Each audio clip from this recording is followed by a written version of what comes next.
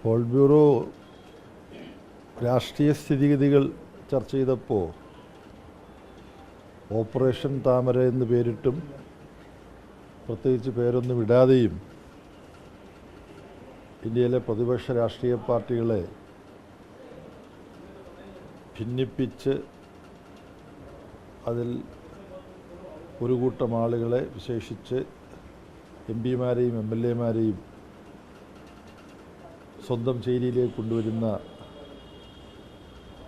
വളരെ മ്ലേച്ഛമായ ഒരു രാഷ്ട്രീയ കച്ചവട തന്ത്രം BJP പിന്തുടരുന്ന കാര്യം ഗൗരവമായി പാർട്ടിയുടെ PB ചർച്ച ചെയ്യുകയുണ്ടായി. അത് തൃണമൂലിൻ്റെ കാര്യത്തിൽ, ശിവസേന ഉദ്ധവ് താക്കറെ വിഭാഗത്തിൻ്റെ കാര്യത്തിൽ, അതിനു മുമ്പ് ആം ആദ്മി പാർട്ടിയുടെ MPമാരെ കൂട്ടത്തോടുകൂടി കാലുമാറ്റുക, വില കൊടുത്ത് വാങ്ങുക, എന്താണ് ചെയ്തതെന്നുള്ളത് നിങ്ങൾക്ക് മാധ്യമപ്രവർത്തകർക്കറിയാം. അപ്പോൾ ഇതൊരു പദ്ധതിയായി BJP മുന്നോട്ട് കൊണ്ടുപോവുകയാണ്. ജനാധിപത്യ തത്വങ്ങളെയും ജനപ്രാതിനിധ്യ നിയമത്തെയും കാലുമാറ്റ നിരോധന നിയമത്തെയും ഒക്കെ അപ്രസക്തമാക്കിക്കൊണ്ടാണ് രാഷ്ട്രീയ മണ്ഡലത്തിലേക്ക് കച്ചവട തന്ത്രങ്ങൾ BJP ഭരണം RSS എന്ന ഫാസിസ്റ്റ് സംഘടനയുടെ നിയന്ത്രണത്തിലുള്ള BJP യൂണിയൻ ഗവൺമെൻറ് ഇപ്പോൾ ചെയ്തുകൊണ്ടിരിക്കുന്നത്. ഇത് വളരെ ഗൗരവമുള്ള ഒരു രാഷ്ട്രീയ സ്ഥിതിയാണ്. തെരഞ്ഞെടുപ്പ് പ്രക്രിയയെ തന്നെ അഴിമതിവൽക്കരിച്ചുകൊണ്ടിരിക്കുകയാണ്.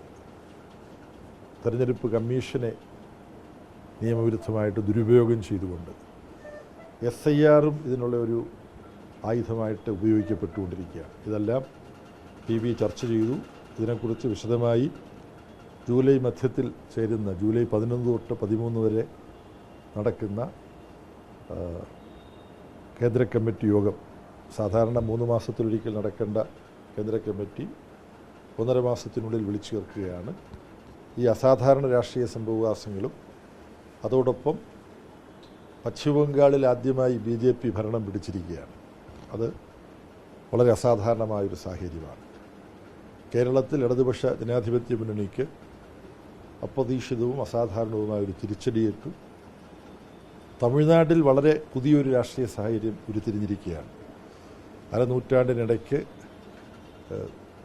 ദ്രാവിഡ രാഷ്ട്രീയ പാർട്ടികൾ എന്ന് അറിയപ്പെടുന്ന DMK-യോ ADMK-യോ അവരുടെ കൂട്ടുകെട്ടോ ഭരണത്തിൽ വരുന്നതിന് പകരം വളരെ കുറഞ്ഞ കാലം മാത്രം രാഷ്ട്രീയ രംഗത്ത് പ്രവർത്തിച്ച ശ്രീ ജോസഫ് വിജയുടെ നേതൃത്വത്തിലുള്ള തമിഴക വെട്രി കഴകം അവരുടെ ഭരണത്തിൽ വന്നിരിക്കുകയാണ്. അപ്പോൾ അതും സൂക്ഷ്മമായിട്ട് പഠിക്കേണ്ടതാണ് തമിഴ്നാട്ടിൽ രാഷ്ട്രീയ സംഭവവാസങ്ങൾ. ഇത് സംബന്ധിച്ചിട്ടുള്ള റിപ്പോർട്ട് പോളിറ്റ് ബ്യൂറോ രൂപം നൽകി. അതും ഈ കേന്ദ്ര കമ്മിറ്റി ചർച്ച ചെയ്യുന്നതായിരിക്കും. അതിന് പുറമേ പോളിറ്റ് ബ്യൂറോ 2 രേഖകൾ കൂടി കേന്ദ്ര കമ്മിറ്റിയിൽ ചർച്ച ചെയ്യാൻ വേണ്ടി തയ്യാറാക്കിയിട്ടുണ്ട്. ഒന്ന്, ആദിവാസി മേഖലയിൽ നടക്കുന്ന പ്രവർത്തനാനുഭവങ്ങൾ അപഗ്രഥിക്കുന്ന റിപ്പോർട്ടാണ്. മറ്റൊന്ന്, പാർട്ടിക്കുള്ളിൽ കടന്നുകൂടുന്ന പാർട്ടിക്ക് നിരക്കാത്ത പ്രവണതകൾക്ക് വിരാമമിടാൻ വേണ്ടിയിട്ടുള്ള ഒരു തെറ്റുതിരുത്തൽ പ്രവർത്തനമുണ്ട്. ആ തെറ്റുതിരുത്തൽ പ്രവർത്തനത്തിന് ആധാരമാവാനുള്ള രേഖ, അതും PB അന്തിമ രൂപം നൽകുകയുണ്ടായി. ഇത്തവണ പാർട്ടി തെറ്റുതിരുത്തൽ പ്രവർത്തനത്തിന് ആധാരമാക്കിയെടുക്കേണ്ട വിഷയങ്ങൾ, അതൊന്ന്, പാർലമെൻ്ററിസത്തിൻ്റെ ഒരു വലിയ സ്വാധീനം പാർട്ടിയുടെ പല തലങ്ങളിൽ ബാധിച്ചിരിക്കുന്നു. പാർലമെൻ്ററിസം എന്ന് പറയുമ്പോൾ പാർലമെൻ്ററി അധികാര സ്ഥാനങ്ങൾക്ക് വേണ്ടിയിട്ടുള്ള വെമ്പലാണ് ഒന്ന്. മറ്റൊന്ന്, പാർലമെൻ്ററി സമ്പ്രദായത്തിലൂടെ നമ്മുടെ പ്രശ്നങ്ങൾക്കെല്ലാം പരിഹാരം കണ്ടെത്താമെന്നുള്ള തെറ്റിദ്ധാരണയാണ്. ഈ 2 പ്രവണതകളും പാർട്ടിയിൽ ശക്തിപ്പെടുന്നു. പാർട്ടിയുടെ പല തലങ്ങളിലും നേതൃത്വത്തിലും പെട്ടവരിലും പോലും ഇത്തരം തെറ്റായ പ്രവണതകൾ കടന്നുകൂടുന്നു. അത് ഗൗരവമായ ചർച്ചയ്ക്ക് വിഷയമാക്കാനുള്ള ഒരു രേഖ അംഗീകരിച്ചിട്ടുണ്ട്. പിന്നെ അവസാനമായി പറയാനുള്ളത് BJPയുടെ നേതൃത്വത്തിൽ നടക്കുന്ന തീവെട്ടിക്കൊള്ളകളാണ്. അപ്പോൾ ഇന്നത്തെ പത്രങ്ങൾ റിപ്പോർട്ട് ചെയ്തിട്ടുണ്ട്, ഭഗീരഥ് ചൗധരി എന്ന് പറയുന്ന MOS ഫോർ അഗ്രികൾച്ചർ, കാർഷിക മേഖലയിലെ മിനിസ്റ്റർ ഓഫ് സ്റ്റേറ്റ്, അദ്ദേഹത്തിൻ്റെ വകുപ്പിലുള്ള ഒരു പദ്ധതി, അദ്ദേഹത്തിൻ്റെ തന്നെ നേതൃത്വത്തിലുള്ള ഒരു സൊസൈറ്റിക്ക് 99 ലക്ഷം രൂപ നൽകിയിരിക്കുകയാണ്. ഇത് നരേന്ദ്രമോദി ഭരണത്തിൻ കീഴിൽ നടക്കുന്ന അഴിമതിയുടെ പണാപഹരണത്തിൻ്റെ ഒരു ചെറിയൊരു ഭാഗം മാത്രമാണ്. വലിയ തോതിൽ കമ്മീഷനുകൾ വാങ്ങുന്നതും മറ്റുമായിട്ടുള്ള കാര്യങ്ങൾ നമുക്കറിയാം. ഇതിന് സമാന്തരമായിട്ടാണ് RSSും BJPയും നിയന്ത്രിക്കുന്ന അയോധ്യയിലെ ശ്രീരാമക്ഷേത്രത്തിൽ നടന്ന തീവെട്ടിക്കൊള്ളകൾ പുറത്തു വരുന്നത്.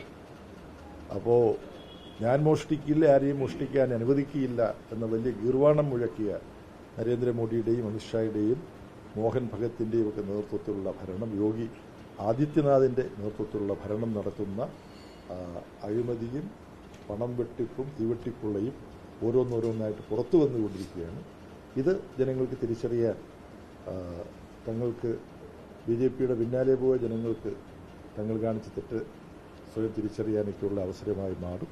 ഇത് ജനങ്ങൾക്കിടയിൽ വ്യാപകമായൊരു ക്യാമ്പയിനായിട്ട് ഉയർത്തിക്കൊണ്ടുവരാനും പാർട്ടി PB തീരുമാനിക്കുന്നു. ഈ തെറ്റുതിരുത്തൽ രേഖ എന്ന് പറയുന്നത്, അതായത് നാട്ടിലെ ഈ പാർലമെന്ററി അധികാരങ്ങളോട് മുതിർന്ന നേതാക്കളടക്കം വല്ലാത്തൊരു താല്പര്യം അത് കുതി കാട്ടുന്നു, അത് പാർട്ടിയുടെ നയത്തിന് വിരുദ്ധമാകും, അതാണോ? അല്ല, പാർട്ടിയുടെ ഹൗറ പ്ലീനം മുതൽ പാർട്ടിക്കുള്ളിൽ കടന്നുകൂടുന്ന തൊഴിലാളി വർഗ വിപ്ലവ പ്രസ്ഥാനത്തിന് നിരക്കാത്ത പലതരം തെറ്റായ പ്രവണതകളുണ്ട്. അതിലൊരു തെറ്റായ പ്രവണതയാണ് എത്രയോ കാലമായി റഷ്യയിലെ ബോൾഷെവിക് പാർട്ടിയുമൊക്കെ ചർച്ച ചെയ്തിട്ടുള്ളതാണ് പാർലമെൻ്ററി അവസരവാദം. അത് പാർട്ടിയെ സ്വാധീനിക്കുന്നുണ്ട്. അതിൻ്റെ തെളിവുകളാണല്ലോ പാർട്ടിയുടെ ഉത്തരവാദിത്തപ്പെട്ട സ്ഥാനത്തിരുന്ന പലരും UDFൻ്റെ സഹായത്തോടുകൂടി മത്സരിക്കാനും ജയിക്കാനുമൊക്കെ ഒരുമ്പെട്ടിറങ്ങിയത്. അപ്പോൾ അതിൻ്റെ വിശദാംശങ്ങൾ പാർട്ടി ചർച്ച ചെയ്യാൻ പോവുകയാണ്.